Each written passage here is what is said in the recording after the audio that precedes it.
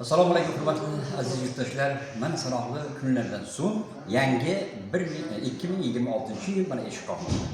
Albatta shahrimizdagi eng namunali sanatoriy hisoblangan Chinobod sanatoriyasida dam oluvchilarning bo'sh vaqtlarini mazmunli va maroqli o'tkazish uchun juda ko'plab tadbirlar tashkil etilgan. Mana bugun xususan ajoyib hofiza singlimiz Gulnoraxonlar tashrif buyurgan. Gulnoraxon, avvalambor sizga sog'lik, omonlik va kelayotgan bayram muborak bo'lsin.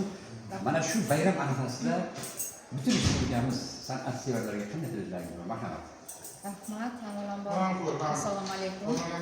Bizni kuzatib turuvchi bizni qolaversa shu beg'ubor mumtoz san'atimizni muxlislari barchangizga yaxshi kayfiyat tilagan holatda biz bugun yana shu xalqni ko'nglini ko'tarish maqsadida, ularga madaniy faollik ulash maqsadida juda ham ko'plab mashhur san'atkorlarimiz bilan shu sanatoriyga tez kelib turamiz. Bugun ham shulardan bittasida xizmat qilamiz.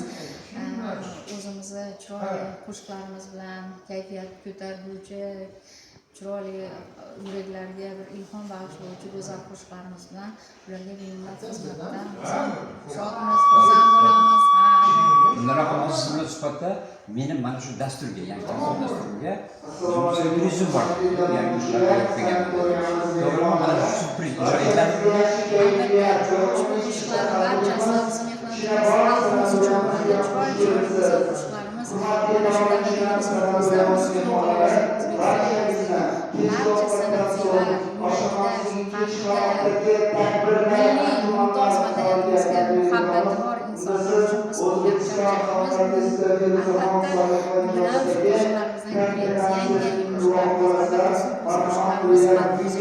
qo'shiqlarimizdan ko'ramiz.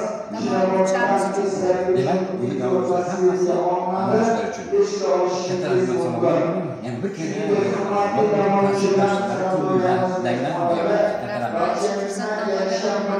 yurtdoshlarimizni qolaversa